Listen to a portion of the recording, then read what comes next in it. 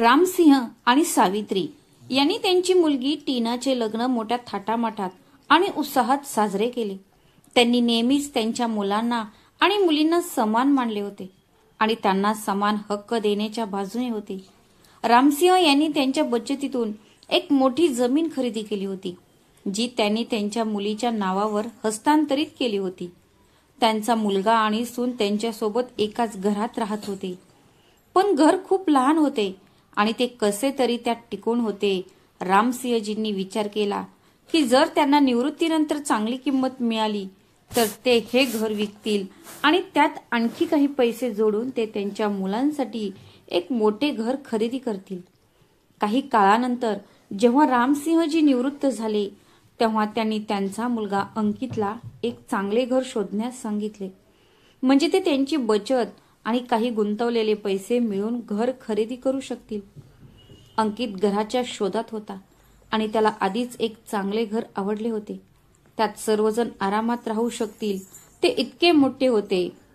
मग रामसिंगजींनी ते घर अंतिम केले आणि एक निवेदन देऊन घराचा करार केला.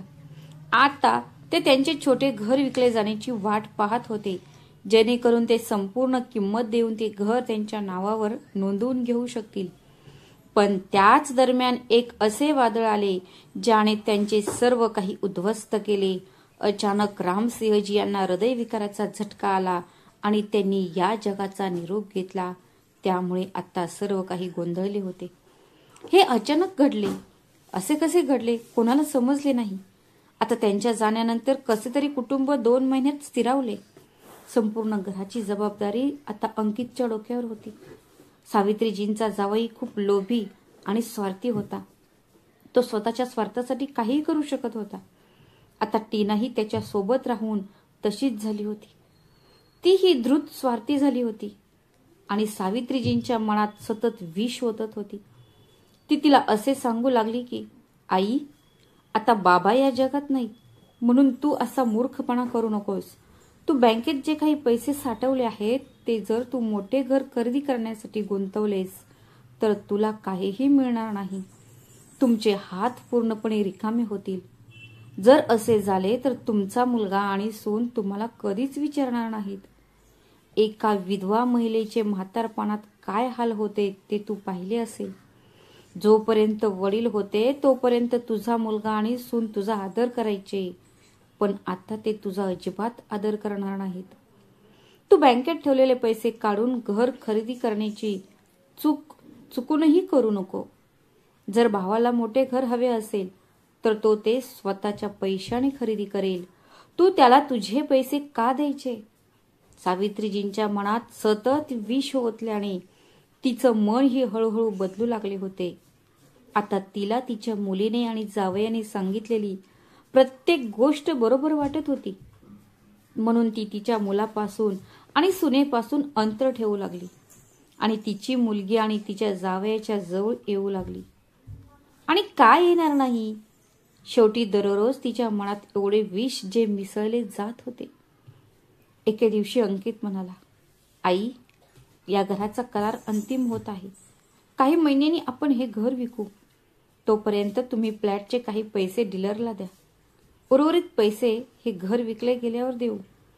हे ऐकून सावित्रीजींनी लगेच नकार दिला आणि म्हणाल्या, आता तुमचे वडील हयात नाहीत. आता माझ्याकडे काय बचत आहे आणि बँकेत ठेवलेले पैसे मी कुठेही गुंतवणार नाही. जर तुझे वडील असते तर ती वेगळी गोष्ट होती, पण आता मी माझे हात पूर्ण रिकामे करणार नाही.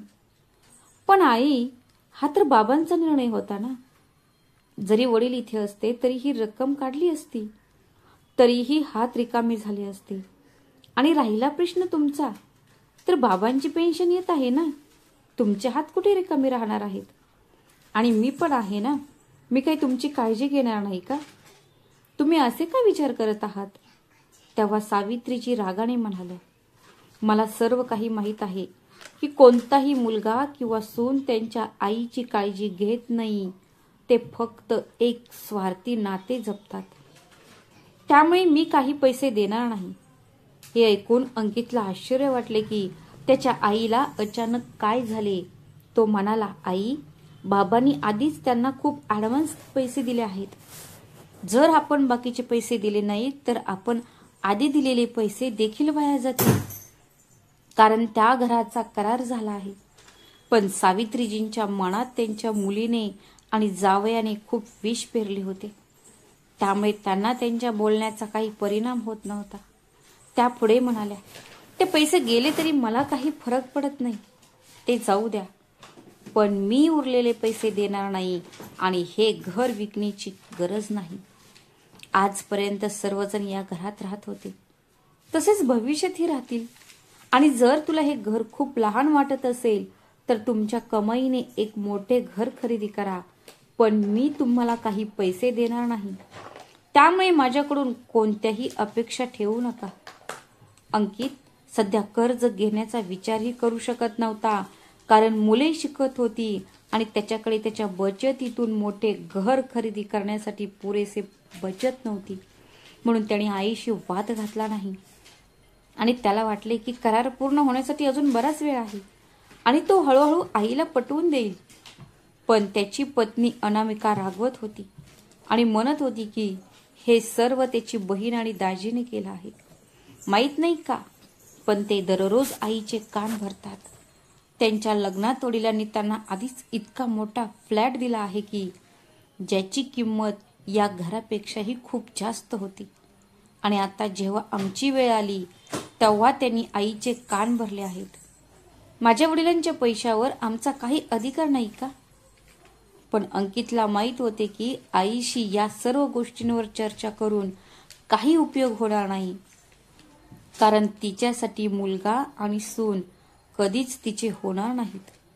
मग सुनेने तिची कितीही सेवा केली तरी सासूसाठी फक्त मुलगीच महत्वाची असते. म्हणून अंकितने आता सर्व काही वेळेवर सोडून दिले आणि अनावश्यक गोंधळ करणे टाळले. दुसरीकडे टीना आणि तिचा नवरा त्यांनी त्यांचा पुढचा खेळ खेळणे सुरू केले.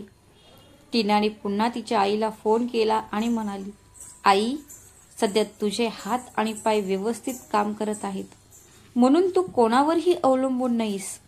पण ज्या दिवशी तुझे हातपाय नीट काम करणे थांबवतील त्या दिवशी तुझा मुलगा आणि सून तुला खूप त्रास देतील.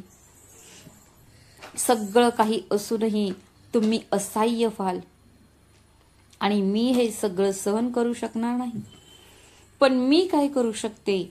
मी स्वतः एका छोट्या घरात राहते, नाहीतर मी तुला माझ्यासोबत नेलं असतं, कारण मला हे स्पष्ट दिसत आहे की काही वर्षांनी तुझे खूप हाल होणार आहेत. आता रोज फोन करून टीना हेच रडगाणे करत होती की जर माझ्याकडे पैसे असते तर मी एक मोठे घर विकत घेतले असते आणि तुला माझ्यासोबत घेऊन गेले असते. आता सावित्रीजींच्या मनात हा विचारही घर करून बसला की म्हातारपणी त्यांची मुलगी आणि जावईच त्यांची काळजी घेतील आणि तिचा मुलगा आणि सून तिला विचारणारही नाहीत. असो, आता सुनबाई देखील सावित्रीजींची फारशी काळजी करत नव्हती, कारण तिने कितीही प्रयत्न केले तरी सावित्रीजी तिच्यापासून अंतर ठेवत होत्या. त्यामुळे अनामिकाही रागवली होती आणि त्याचमुळे तिने सर्व काही करणे थांबवले. पण तिची मुलगी आणि जावई त्यांच्या द्रुत युक्त्या करणे अजिबात सोडत नव्हते. टीना आता तिच्या आईची जास्त काळजी घेऊ लागली. ती तिला सकाळी आणि संध्याकाळी फोन करायची आणि तिचे हालचाल विचारत होती. पण त्यामध्येच ती म्हणायची की जर माझ्याकडे पैसे असते तर वडिलांनी दिलेल्या जागेवर मी एक छान घर बांधले असते आणि मग मी तुलाही तिथे माझ्यासोबत ठेवले असते. पण काय करणार, घर बांधण्यासाठी खूप पैसे लागतात आणि आमच्याकडे तेवढे बजेट नाही. मुलीचे विषारी बोलणे ऐकून सावित्रीजींची विचार करण्याची आणि समजण्याची शक्ती नाहीशी झाली होती. तिला आता असे वाटत होते की तिला खूप समस्या आहेत, तिचे खूप वाईट दिवस सुरू होणार आहेत आणि तिचा मुलगा आणि सून तिला खूप त्रास देणार आहेत. म्हणून एके दिवशी ती तिच्या मुलीला म्हणाली, मुली, तुझ्या बाबांनी केलेल्या घराच्या करारात अजूनही वेळ बाकी आहे आणि तो करार अजून मोडलेला नाहीये.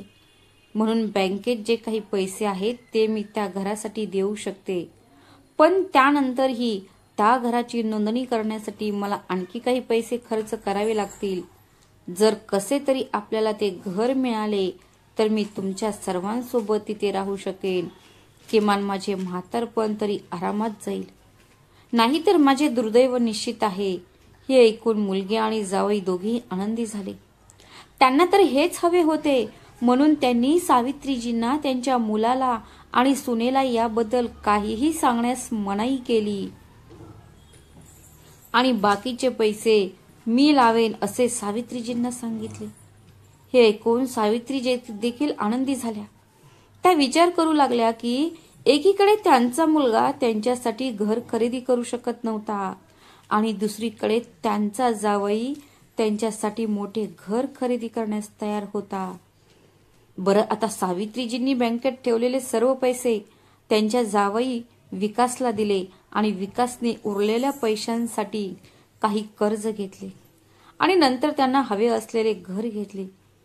ते घर जे सावित्रीजीच्या मुलासाठी आणि सुनेसाठी खरेदी करायचे होते.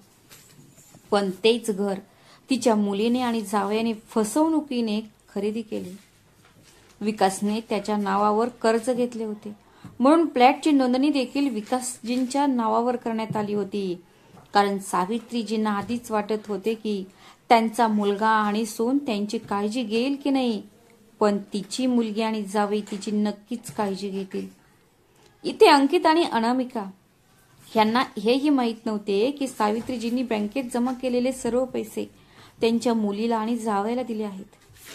काही दिवसांनी सावित्रीजींनी त्यांच्या मुलाला आणि सुनेला सांगितले की ती त्यांच्या मुलीसोबत त्यांच्या घरी राहायला जात आहे. हे ऐकून अंकित आणि अनामिकाला आश्चर्य वाटले की त्यांची आई त्यांचा इतका द्वेष करत होती. तसेही अनामिकाला फारशी काळजी नव्हती, कारण तिने पाहिले होते की तिच्या सासूला तिच्याबद्दल किती द्वेष आहे, म्हणून तिनेही आता जास्त काळजी केली नाही. पण अंकित तो खूप दुःखी होता. त्याला ते आवडले नाही. तो विचार करू लागला की त्याने असे काय केले आहे की त्याच्या आईला तो अजिबात आवडत नाही. इकडे सावित्रीजी आता तिच्या मुली आणि जावयासह राहू लागल्या. तिला वाटले की आता ती खूप शांततेत जगेल, पण लवकरच तिला हे सत्य समजले की आपले घर हे आपलेच असते आणि ती तिच्या मुलीच्या घरात येऊन राहू शकत नाही. विकासने घर त्याच्या नावावर विकत घेतले होते, म्हणून त्याचे पालक त्या घरात पूर्ण हक्काने राहत होते.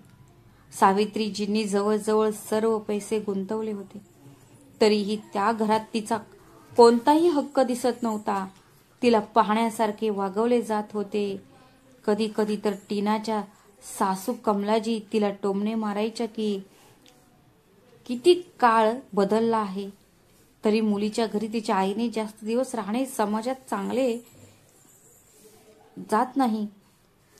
पण सावित्रीजी काहीच बोलू शकल्या नाहीत. विमलाजीही असे म्हणण्यापासून थांबल्या नाहीत की प्रत्येक जण माझ्यासारखा भाग्यवान नसतो, प्रत्येकांना माझ्यासारखा मुलगा आणि सून मिळत नाही. मी तर माझ्या घरात आरामात राहते. काही लोक इतके दुर्दैवी असतात की त्यांना त्यांच्या जावयाची मदत घ्यावी लागते. हे सर्व ऐकून सावित्रीजींना वाईट वाटत होते, पण त्याहूनही वाईट तेव्हा वाटले की हे सर्व ऐकून तिची मुलगी टीना आणि विकास कधीही विमलाजींना काही म्हणाले नाहीत, अडवत नाहीत. हे पाहून सावित्रीला आश्चर्य वाटत होते. तिला वाटले की त्यांच्या घरात कशी राहते. हे घर तिचं आहे, ते तिच्या पैशाने विकत घेतलं आहे. जावयाने फक्त काही पैसे गुंतवले आहेत आणि जर तिला हवे असेल तर ती तिचे दागिने विकून ते पैसे देऊ शकते. पण ती काहीही बोलली नाही. तिलाही अजिबात बरे वाटत नव्हते. तिचा स्वाभिमान अनेकदा चिरडला जात होता. पण जेव्हा एके दिवशी हे प्रकरण असह्य झाले तेव्हा तिने टीनाच्या सासू विमलाजींना फटकारले की हे घर तिच्या पैशाने आणि तिच्या जावयाने घेतलेल्या कर्जाने विकत घेतले आहे आणि जर जावयाला हवे असेल तर ती त्याने घेतलेले कर्ज एका दिवसात फेडू शकते. रागाच्या भरात सावित्रीजींनी त्यांचा खूप अपमान केला आणि तिचा जावई विकास हे सर्व त्याच्या कानाने ऐकत होता. त्याला त्याच्या आईचा अपमान सहन झाला नाही, म्हणून त्याने सावित्रीजींना फटकारले की तुम्ही माझ्या आईशी असे बोलायची हिंमत कशी केली. तुम्ही माझ्या घरात राहता, माझे जेवण खाता आणि माझ्याच आईला शिवीगाळी करता. लक्षपूर्वक ऐका, हे माझे घर आहे, ते माझ्या नावाने आहे आणि माझ्या घरात कोणी माझ्या आईचा अपमान केला तर मी कधीही सहन करणार नाही. जर तुम्ही इथे तोंड बंद करून शांतपणे राहू शकत असाल तर थांबा, नाहीतर दार उघडं आहे, तुम्ही जाऊ शकता. असं म्हणत विकास रागाने पाय आपटत आपल्या खोलीत निघून गेला. सावित्रीजींना विश्वासच बसत नव्हता की तिची इतकी काळजी घेणारा जावई माझ्यासोबत असं करू शकतो. मग टीनाही तिथे आली आणि म्हणाली, आई, तू काय केलंस? केलं ना माझाही अपमान. 2 वेळेचे जेवण खाऊन तू इथे शांत राहू शकत नाहीस का? दिवसभर बकवास बोलत राहतेस. तुला माहिती आहे का विकास त्याच्या आईवर किती प्रेम करतो? आता तुझ्यामुळे माझ्यात आणि विकासमध्ये भांडण होईल आणि माझ्या घरात कलह होईल. काय आई, स्वतःच्या मुलाशी आणि सोनेशी तर चांगले संबंध ठेवू शकली नाहीस आणि आता मुलगी आणि जावयाच्या घरातही फूट निर्माण करत आहे. कृपया इथून निघून जा आणि तुमच्या मुलासोबत आणि सुनेसोबत राहा, नाहीतर माझं घर तुटेल. मुलीच्या तोंडून हे ऐकून सावित्रीजींना धक्का बसला आणि म्हणाल्या, तू काय मूर्खासारखे बोलत आहे? हे घर माझे आहे, ते माझ्या पैशाने विकत घेतले होते, त्यामुळे मी इथेच राहीन आणि याच आश्वासनावर ते विकत घेतले होते आणि आता तू मला इथून निघून जाण्यास सांगत आहे. मग टीनाही अतिशय निर्लज्जपणे म्हणाली, आई, हे तुझे नाही तर विकासचे घर आहे आणि हे त्याच्या नावावर सुद्धा आहे. मला यापेक्षा जास्त काही बोलायचं नाही, तू जाऊ शकतेस. सावित्रीजींना समजले होते की त्यांच्या मुलीने आणि जावयाने त्यांना कसे फसवले आणि त्यांच्या मुलाशी आणि सुनेशी असलेले त्यांचे नातेही बिघडवले आहे. मग त्या टीनाला म्हणाल्या, मुली, तू खूप मोठी चूक केली आहेस. तू माझ्याकडून तुझ्या भावाचा हक्काचा पैसा हिसकावून घेतला आहेस. तू खूप मोठी चूक केली आहेस. मी तुला शाप तर नाही देऊ शकत कारण मी एक आई आहे, पण हो, तुझ्या प्रभावाखाली येऊन मी माझ्या मुलावर आणि सुनेवर खूप अन्याय केला आहे. आता कोणत्या तोंडाने मी त्यांना हे संपूर्ण सत्य सांगू? त्यांना तर अजूनही हे माहीत नाही की बँकेत जमा असलेले पैसे मी काढून तुला दिले आहेत आणि त्यांच्यासाठी खरेदी करायचे घर आता ते तुझ्या नवऱ्याच्या नावावर विकत घेतले आहे. लक्षात ठेव, तुला खूप पश्चाताप होईल. असे म्हणत सावित्रीजी तिथून निघून गेल्या. तिला काय करावे हे समजत नव्हते. तिने किती मोठी चूक केली होती हे तिला माहीत होते. आता ती कोणत्या तोंडाने तिच्या मुलाकडे आणि सुनेकडे जाईल आणि गेली तरी त्यांना काय सांगेल? पण त्यांना सत्य हे सांगावेच लागणार होते, म्हणून धाडस करून ती तिच्या घराकडे जाऊ लागली. डोळ्यात अश्रू आणत तिने तिच्या घराची बेल वाजवली. मग तिचा मुलगा अंकितने दार उघडले आणि सावित्रीजींना अश्रूंनी दयनीय अवस्थेत पाहून तो आश्चर्यचकित झाला. त्याने तिला लगेच आत आणले आणि तिला पाणी प्यायला दिले. काही वेळाने सावित्रीजींनी धैर्य एकवटून आपली चूक मान्य केली आणि तिच्या मुलाला आणि सुनेला संपूर्ण सत्य सांगितले, जे ऐकून त्या दोघांनाही धक्का बसला. मग अंकित एवढंच म्हणाला की आई वडील आपली मुलगी आणि जावईवर विश्वास ठेवतात, पण मुलगा आणि सूनवर का ठेवत नाही? ज्या पोटातून मुलगी जन्माला येते त्याच पोटी मुलगाही जन्माला येतो आणि ज्याप्रमाणे सून दुसऱ्या घरातून येते त्याचप्रमाणे जावाईही दुसऱ्या घरातून येतो. मग असं काय? जर तुला तुझ्या मुलीवर विश्वास असेल तर तुमच्या मुलावर का नाही? आणि जर तुम्हाला तुमच्या जावयावर विश्वास असेल तर तुमच्या सुनेवर का नाही? सावित्रीजींकडे अंकितच्या बोलण्यावर उत्तर नव्हते. डोळ्यात अश्रू आणून ती फक्त तिच्या मुलांना आणि सुनेला विनंती करत होती आणि तिच्या चुकीची माफी मागत होती. अंकित आणि अनामिका देखील काय करू शकत होते? ती त्याच्या आईची मालमत्ता होती आणि तिने स्वइच्छेने तिच्या मुलीला दिली होती. तिच्या संपत्तीवर तिचे सर्व अधिकार होते. ती पूर्ण हक्काने तिच्या घरी राहू शकली असती. काहीही झाले तरी अंकित आणि अनामिकाने कधीही सावित्रीकडे दुर्लक्ष केले नाही. ते तर तिच्या मुलीने आणि जावयाने तिच्या मनात विष भरले होते. पण आज त्यांच्या मुलीने आणि जावयाने त्यांचे सत्य उघड करून ते विष त्यांच्या मनातून काढून टाकले होते. सावित्रीजी घरी तर परतल्या होत्या, पण त्यांचे मन अस्वस्थ होते. शेवटी त्यांच्या मुलीने त्यांच्यासोबत इतके मोठे कृत्य केले होते. सावित्रीजी रात्रंदिवस विचार करत होत्या की त्यांच्या स्वार्थी मुलीला आणि जावयाला धडा कसा शिकवायचा. दरम्यान त्यांच्या मुलाने आणि सुनेने त्यांचे नशीब म्हणून स्वीकारले आणि गप्प राहिले. तसेही ते काय करू शकत होते? त्यांच्या हातात काहीही नव्हते. अशा प्रकारे 2 महिने निघून गेले. या दरम्यान सावित्रीजींचे त्यांच्या मुलीशी आणि जावयामध्ये काहीच बोलणे झाले नाही. मग एके दिवशी टीनाने फोन केला आणि प्रेमाने म्हणाली, आई कशी आहेस? सावित्रीजी म्हणाल्या, कशी असेल? जिच्या मुली आणि जावयाने तिच्या स्वतःच्याच घरात अपमान करून तिला बाहेर काढले आणि तिच्या सोबत एवढा मोठा धोका केल्यावर ती कशी असणार आहे? आई असं काही नाहीये. विकास त्या दिवशी खूप अस्वस्थ होता.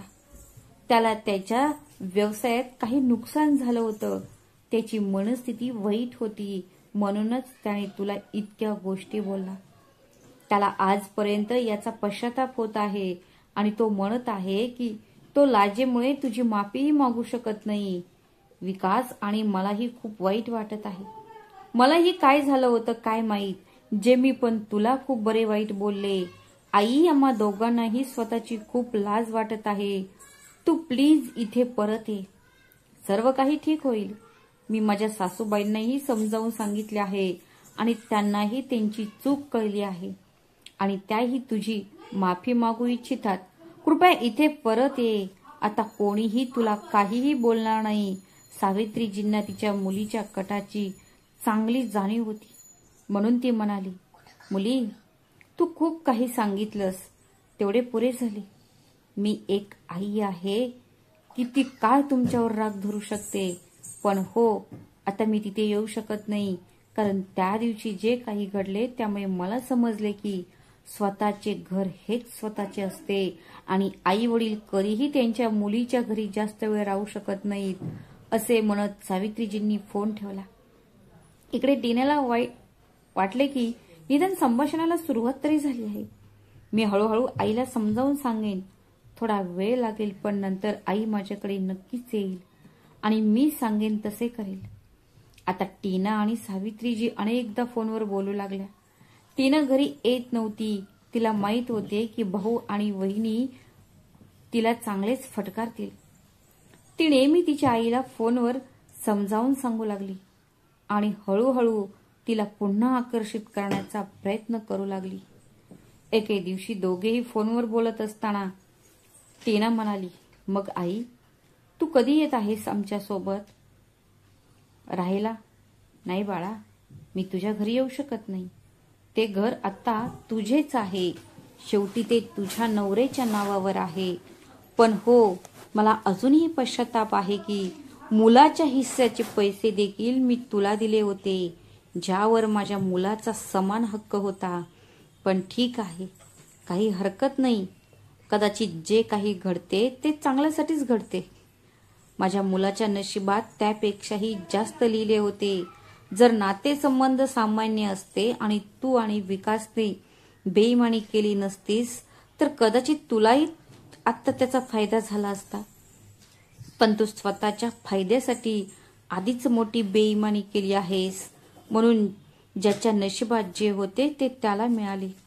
मग सावित्रीजींनी त्यांच्या बोलण्याला इकडे तिकडे फिरवून असे काही बोलल्या की टीनाला काहीच समजले नाही. म्हणून ती म्हणाली, आई, तुला काय म्हणायचं आहे ते स्पष्ट बोल ना. मला काहीही बोलायचं नाहीये मुली, तू फक्त आनंदी राहा. तो फ्लॅट पण तुझ्या बाबांनी तुझ्या नावावर हस्तांतरित केला आहे आणि अंकितसाठी जे घर खरेदी करायचे होते तेही आता तुला मिळाले आहे.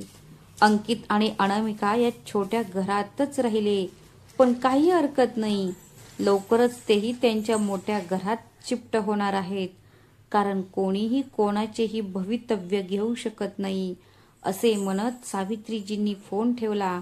आता टीनाच्या मनात गोंधळ उडाला की अचानक असे काय झाले की आई असे बोलू लागली. तसेही आईकडे आता राहिलेच काय आहे? सर्व काही तर मी घेतले आहे. काही थोडेफार दागिने आहेत, पण त्यातून काही मोठे घर खरेदी करता येत नाही. आणि दरमहा काही पेन्शन मिळते, पण भावाच्या मुलाच्या शिक्षणावर खूप पैसे खर्च होतात. त्यामुळे तिच्याकडे काही विशेष बचत नाही. मग ते आत्ता मोठे घर कसे खरेदी करतील? त्यांना कर्ज तर घ्यायचे नाही. नक्कीच काहीतरी गोष्ट आहे. मधी भाऊ आणि वहिनी दोघेही गावी गेले होते. त्यांनी तिथली प्रॉपर्टी तर विकली नाही ना? पण गावात प्रॉपर्टी आहेच किती. बघितले तर एक घर, ते पण पडलेले. आणि तसेही ते गावातल्या त्या घराची किंमत पण काही जास्त नाही. मग आई असे का म्हणत होते? नक्कीच काहीतरी गडबड आहे. मग गोंधळलेल्या टीनाने तिचा नवरा विकासला याबद्दल सांगितले. तेव्हा तोही म्हणाला, काहीतरी नक्कीच घडले असेल. तुझ्या वडिलांनी अशी काही बचत किंवा मालमत्ता केली आहे का, ज्याची माहिती आत्ता कळली आहे? बघ टीना, असं काहीतरी असेल. आपले खूप मोठे नुकसान होईल. काहीही करून तुला तुझ्या आईला पटवावे लागेल. हो विकास, मी प्रयत्न तर करते, पण आई स्पष्टपणे काहीही सांगत नाहीये. पण ती आनंदी खूप आहे. नक्कीच काहीतरी घडले आहे. मग विकास म्हणाला, आता असे दिसते की सासूला पटवण्यासाठी मलाच काहीतरी करावे लागेल. काहीतरी विचार करून टीना आणि विकास रविवारी त्या मंदिरात पोहोचले, जिथे सावित्री दर रविवारी जात असे. टीना आणि विकासला तिथे पाहून सावित्रीजींना आश्चर्य वाटले. हुशार जावयाने सावित्रीजींना थांबवले आणि तिची माफी मागत म्हणाला, आई, त्या दिवशी मी काहीच शुद्धीवर नव्हतो. मला माहीत नाही त्या दिवशी माझ्या तोंडातून चुकीचे शब्द कसे बाहेर पडले. मी तुमच्याकडे पाहूही शकत नाही. आज मी खूप धाडसाने तुमच्याकडे आलो आहे. कृपया मला माफ करा आणि आमच्या सोबत घरी येऊन राहा. सावित्रीजी म्हणाल्या, ठीक आहे बाळा, जे काही होते ते चांगल्यासाठीच होते. मला आता हे समजले आहे की स्वतःचे घर हे स्वतःचेच असते. म्हणून आता मी येऊन तुमच्या घरात राहू शकत नाही. पण हो, मला एका गोष्टीचे वाईट वाटते की मी माझ्या मुलाची मालमत्ता माझ्या मुलीच्या नावावर केली. पण देवाने माझी चूक दुरुस्त केली आणि माझ्या मुलाला त्यापेक्षाही खूप जास्त मालमत्ता मिळाली. आता तोही लवकरच स्वतःचे एक मोठे घर खरेदी करेल. चला जाऊया. ज्याच्या नशिबात जे काही असेल ते त्याला नक्कीच मिळेल. असं म्हणत सावित्रीजी निघू लागल्या. मग तिची मुलगी आणि जावयाने तिला थांबवले आणि म्हणाले, आई, प्लीज आम्हाला माफ करा. आमच्याकडून खूप मोठी चूक झाली आहे. आता त्या दोघांचा मुख्य उद्देश होता की कसेही करून सावित्रीजींच्या तोंडून हे बाहेर काढणे की अचानक अंकितकडे इतके पैसे कुठून आले. मग सावित्रीजी त्यांना सांगू लागल्या की बाळांनो, जर सर्व काही ठीक असते तर अंकितला मिळालेल्या खजान्यातून तुम्हालाही नक्कीच काही वाटा मिळाला असता. पण तुम्ही दोघांनी आधीच खूप बेईमानी केली आहे. म्हणून अंकित तुम्हाला कोणत्याही किमतीत त्यातले काहीही देणार नाही. आणि मी आता त्याला कोणत्या तोंडाने तुम्हाला काही देण्यास सांगू? अन्यथा कदाचित मी तुम्हालाही त्या सोन्यातील काही हिस्सा तुम्हाला द्यायला लावला असता. हे ऐकून मुलगी आणि जावई आश्चर्यचकित झाले. सोन्याचा खजाना? पण आई, दादाला हा खजाना कुठे मिळाला? आणि आई, प्लीज मला स्पष्टपणे सांग बरं, हे काय प्रकरण आहे? आम्ही तुझे मुली आणि जावई आहोत. आई, आम्ही चूक केली आहे आणि आम्हाला त्याचा पश्चातापही आहे. पण आम्ही जे काही केले होते ते तुझा विचार करूनच केले होते. तुम्हीच आम्हाला अनोळखी समजला आहात. हे ऐकून सावित्रीजी म्हणाल्या, काय झालं जावई बापू? गावातलं घर मोडकळीस आलं होतं. पूर्ण पडले होते आणि तिथे काही खासही नव्हतं. पण तरीही सुनबाई आणि माझा मुलगा त्या घरात काही महत्वाचं सामान आहे का ते पाहण्यासाठी गेले होते. पण जेव्हा तिथे ते गेले आणि आत जाऊन कोसळलेल्या घराचा ढिगारा इकडे तिकडे ढकलून दिला, ते ढकलत असताना त्यांना त्या ढिगाऱ्यात काहीतरी चमकत असल्यासारखे दिसलं. जेव्हा त्यांनी त्या चमकणाऱ्या वस्तूवरची माती दगड बाजूला केले तेव्हा त्यांना समोर एक एक सोन्याचं भांडे दिसले, ज्याचे वजन 2 ते 3 किलो तर नक्कीच असेल आणि त्याच्या आतमध्येही बऱ्याच प्रकारचे दागिने सुद्धा होते. आमचे ते घर खूप जुने होते. कदाचित माझ्या सासऱ्यांच्या वडिलांनी बांधलं असावे आणि त्यावेळी त्यांनी त्यांची पूर्ण मालमत्ता या भांडेच्या रूपात ठेवली असावी, ज्याबद्दल पुढे कोणालाही माहिती दिली नसावी. आणि आज जेव्हा ते घर कोसळले तेव्हा ते भांडे देखील सापडले आहे, ज्याची सध्याची किंमत करोडोंमध्ये आहे. तर मग आई, त्यातील काही खजान्यावर माझाही हक्क असेल ना? अर्थातच मुली, तुझाही हक्क असता. जर तुझे नातेसंबंध चांगले असते तर मी अंकितला काही खजाना तुला देण्यास सांगितले असते आणि त्यानेही माझे नक्कीच ऐकले असते. पण आता थोडं अवघड वाटत आहे, कारण तू त्याच्या हक्काचे पैसे माझ्याकडून घेऊन ते घर विकत घेतलं आहे. जर मी ते घर अंकितसाठी विकत घेतले असते तर पूर्ण हक्काने मी त्या खजान्यातील काही हिस्सा तुला देऊ शकली असती. पण मी स्वतः त्याच्याशी बेईमानी केली आहे, म्हणून मला नाही वाटत की तो आता मलाही काही बोलण्याचा अधिकार देईल. असे म्हणत सावित्रीजी तिथून निघून गेल्या. पण सोन्याच्या खजान्याबद्दल ऐकून आणि तेही इतके सारे, या विचाराने ते दोघेही आश्चर्यचकित झाले आणि त्याची किंमत करू लागले. त्यांना समजले होते की आता अंकित नाही तर ते दोघेच तोट्यात आहेत आणि त्यांना कोणत्याही किमतीत त्या सोन्याच्या खजान्याची गरज आहे. आता विकासलाही बाहेरून कळले होते की अंकित आता चांगल्या मोठ्या सोसायटीमध्ये मोठमोठे फ्लॅट्स पाहत आहे. त्याच्या मनात गोंधळ उडाला होता की काही करून त्याला तो खजाना हवा आहे. पण सावित्रीजींनी यासाठी स्पष्ट नकार दिला. म्हणून एके दिवशी टीना तिच्या नवऱ्यासोबत तिच्या आई वडिलांच्या घरी पोहोचली. पण तिचा भाऊ अंकित त्यांच्याकडे दुर्लक्ष करत पुढे जात होता, कारण त्याला त्यांच्याशी बोलण्याचे नव्हते. पण टीना त्याचा हात धरून म्हणाली, भाऊ, मी चूक केली. मला माहीत नाही मी हे सर्व कसे केले. कदाचित आईची काळजी पोटी. मला माहीत नाही की मला असा गैरसमज का झाला की तू आणि वहिनी आईची काळजी घेणार नाही. मग विकासनेही म्हटले, हो मेवणे साहेब, आमच्याकडून चूक झाली आहे, पण आता आम्हाला ती चूक सुधारायची आहे. टीना तिच्या भावाला भावनिकरित्या ब्लॅकमेल करू लागली आणि म्हणाली, भाऊ, आपण लहानपणी खूप भांडायचो, पण एकमेकांवर इतके रागवत नव्हतो की एकमेकांशी बोलणे बंद करावे लागले. आम्ही जे काही केले ते फक्त आईच्या काळजीपोटी केले आहे. पण माझ्यावर विश्वास ठेव, आम्ही आमची तू चूक नक्की सुधारू. हे बघ, आम्ही ते सर्व कागदपत्रे सोबत आणली आहेत. तुम्ही फक्त चला. आम्ही ते घर सुद्धा रिकामे केले आहे. आम्ही आताच्या आता हे घर तुमच्या नावावर हस्तांतरित करू. आम्हाला आमची चूक कळली आहे. आता अंकितला आणखी काय हवे होते? तो आनंदाने त्यांच्यासोबत गेला आणि घर त्यांच्या नावावर नोंदणीकृत केले. जे काही थोडे बहुत लोन होते तेही विकासने क्लिअर केले. त्यामुळे अंकितला आता कर्जाचीही चिंता नव्हती. एका आठवड्यानंतर अंकित त्याच्या पत्नी आणि आईसह त्याच्या नवीन घरात शिफ्ट होणार होता. म्हणून सावित्रीजींनी तिच्या मुलीला आणि जावयाला बोलावले. टीना आणि विकासही आनंदाने घरी आले, या आशेने की आता सर्व काही ठीक झाले आहे. म्हणून आता त्या सोन्याच्या खजान्यात त्यांनाही वाटा मिळेल आणि ते विकून ते स्वतःसाठी एक आलिशान घर खरेदी करू शकतील. सावित्रीजी त्यांच्या मुलीला आणि जावयाला पाहून खूप आनंदी झाल्या. मग अंकित म्हणाला, दीदी, नात्यात काही तक्रारी झाल्या होत्या, पण तुम्ही लोकांनी पुढे येऊन सगळं काही व्यवस्थित केलं.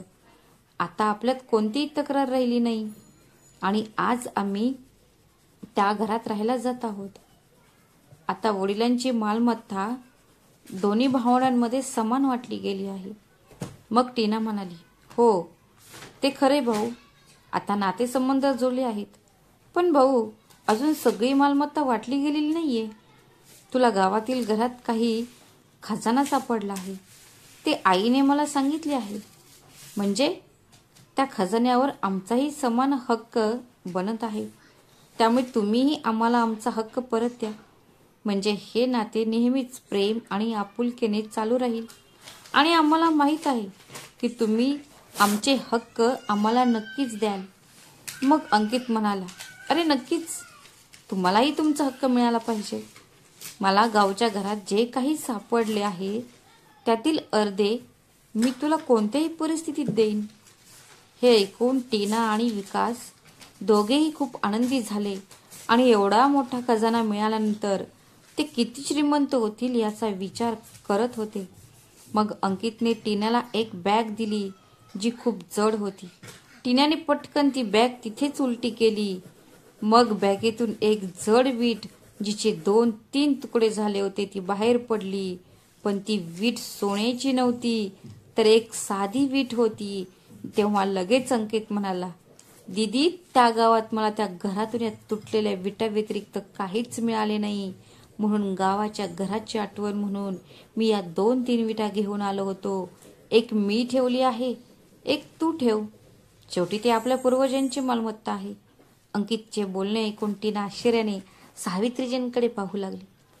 मग सावित्रीजी पुढे आले आणि म्हणाले, देवाने फक्त तुम्हा दोघांनाच मेंदू दिला आहे का? बाकीचे जग बुद्धिहीन आहे का? आणि तुम्ही दोघांनी असा विचार कसा केला की एक वेळ तुमच्याकडून माझी इतकी मोठी फसवणूक झाल्यानंतरही मी पुन्हा तुमच्या जाळ्यात अडकेन? ज्या दिवशी तुम्ही दोघांनी माझ्याशी पुन्हा संपर्क साधला त्याच क्षणी मी ठरवले होते की यावेळी तुम्ही लोक नाही तर मी खेळ खेळणार आहे आणि माझ्या मुलाला आणि सुनेला त्यांचे हक्क मिळवून देणार आहे. आणि तुमच्यासारख्या धोकेबाजांना मी धडा शिकवेन. तुला तुझे उत्तर मिळाले ना? आता निघा इथून. आणि कारण हे घर हे माझे आहे आणि ते घर माझ्या मुलाचे आणि सुनेचे आहे.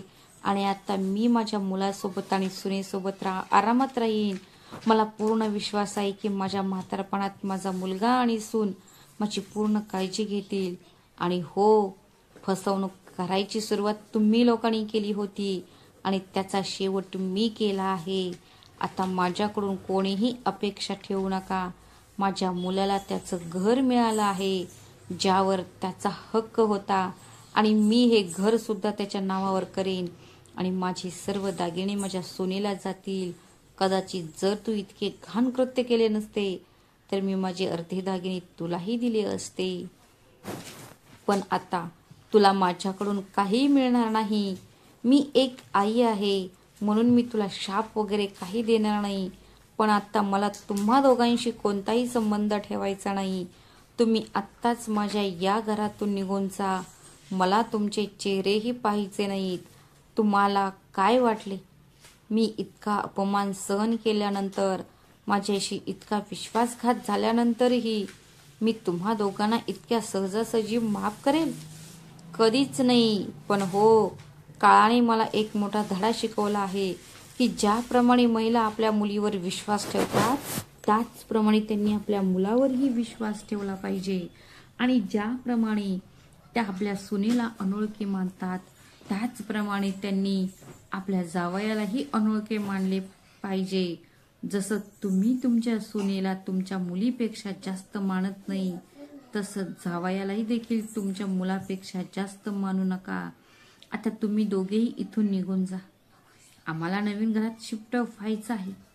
टीना आणि विकास काहीही बोलू शकले नाहीत कारण सगळं त्यांच्या हाताबाहेर गेलं होतं. आता ते त्यांच्याच प्लॅनमध्ये अडकले होते. अंकित आणि अनामिका त्यांच्याकडे पाहून हसत होते आणि म्हणत होते की जर तुम्ही लोकांनी नात्यात खोटेपणा केला नसता तर भाऊ आणि बहिणीचे हे सुंदर नाते असेच कायम राहिले असते. पण माझ्याकडून हे नाते त्या दिवशीच संपले होते जेव्हा तुम्ही लोकांनी आम्हाला फसवून आमचा विश्वासघात केला होता. आणि विश्वासघाताचे उत्तर विश्वासघातानेच द्यायचे होते. म्हणून आम्ही पुन्हा काही दिवस संबंध सामान्य करण्याचे नाटक केले आणि आता ते नाटक संपले आहे. त्यामुळे तुम्ही लोक जाऊ शकता. असे म्हणत अंकितने दाराकडे बोट दाखवले. मग टीना आणि विकास तिथून रिकाम्या हाताने निघून गेले. आणि ते करणार तर काय होते? सावित्रीजींना त्यांना योग्य उत्तर दिले होते. तर मित्रांनो, प्रत्येक मुलगा आणि सून वाईट निघतीलच असे नाही आणि प्रत्येक मुलगी आणि जावई चांगले निघतीलच असेही नाही. काळ बदलला आहे. आज काळानुसार नातेसंबंधांची ओळख ही बदलते. एकतेची परीक्षा होते. म्हणून तुमचे कष्टाचे पैसे, तुमची जमीन आणि मालमत्ता सर्व काही तुमच्या नावावर ठेवा. कारण म्हातारपणात सर्व मोठा आधार तुमचा मुलगा किंवा मुलगी नाही, तर तुमची स्वतःची बचत आणि शहाणपण आहे. पण हा नात्यात प्रेम नक्कीच ठेवा, पण विश्वास हा विचार करूनच ठेवा, जेणेकरून आदर आणि शांती दोन्ही अबाधित राहतील. तर मित्रांनो, सावित्रीजींनी त्यांच्या मुली आणि जावयाचे नाते कायमचे संपवून बरोबर केले की चूक, हे कृपया तुमचे मत कमेंट बॉक्समध्ये शेअर करा. जर तुम्हाला कथा आवडली असेल तर कृपया व्हिडिओला लाईक आणि शेअर करा आणि चॅनलला सबस्क्राईब करा.